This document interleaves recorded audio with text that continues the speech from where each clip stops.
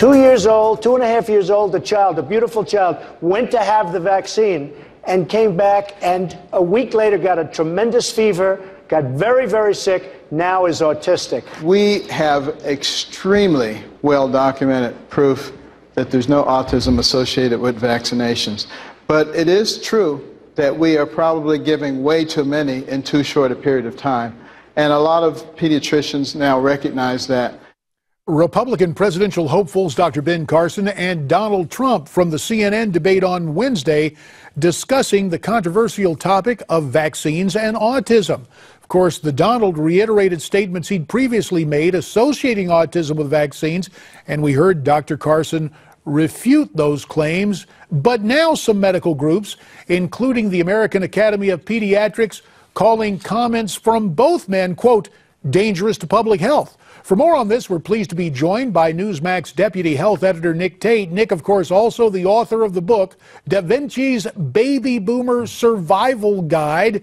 So, Nick, the discussion from these two presidential candidates at the Reagan Library, but so far, nobody, to my knowledge, has said they do anything to change the current child vaccination schedule recommended by the CDC. That's exactly right. You know, JD, what we need to keep in mind is what we've heard here are very personal opinions. Mr. Trump said, I think. Ben Carson said, I think. Rand Paul, I think. I believe. This is what I believe. These are personal opinions. No one has said they'll change the vaccine schedule. And a second point I would make, the truth is that the flexibility that's allowed to parents to opt out of vaccinating their kids for religious reasons or philosophical reasons is really the domain of the states. 48 of the states allow for those exemptions for religious reasons, and about 20 allow them for personal philosophical reasons. So the idea somehow that the president could change this policy, I think, it's not likely to happen. That said, though, I do think it's a good idea that we're getting how the candidates feel on this issue out there and on the record. And so it's helpful for the candidates to discuss it because it sounded like the American Academy of Pediatrics was laying into any discussion of this during a debate. Well, a lot of doctors say that we shouldn't even be discussing it. The science is settled. All mainstream medical authorities believe that vaccines are safe, effective, and necessary. There are no links to autism based on the major studies that have been done, dozens of them over the last 20 years. I don't agree. I think the more information that's out there, the more we can talk about this, the better we're going to be able to put to rest some of that misinformation that's making parents really concerned and guiding some decisions that may put their kids at risk. So my opinion is, I get, why some doctors are concerned that we're even having this discussion, but I think it's something we need more information about and not less. And so the bottom line, the takeaway, 10 seconds, what does the public need to remember? Talk to your doctor. If you're making a medical decision about your kid, don't rely on what you're hearing at a political debate or what you read at an online website that may not be legitimate. Talk to your doctor. If you want another opinion, see a holistic MD. But make a decision based on solid medical advice. Fair enough. Nick Tate, as always, we do appreciate your time. And Nick, of course, is the author of the book, Da Vinci's Baby Boomer Survival Guide. You can learn how to survive the baby boomer financial crisis by going to the website babyboomers711.com.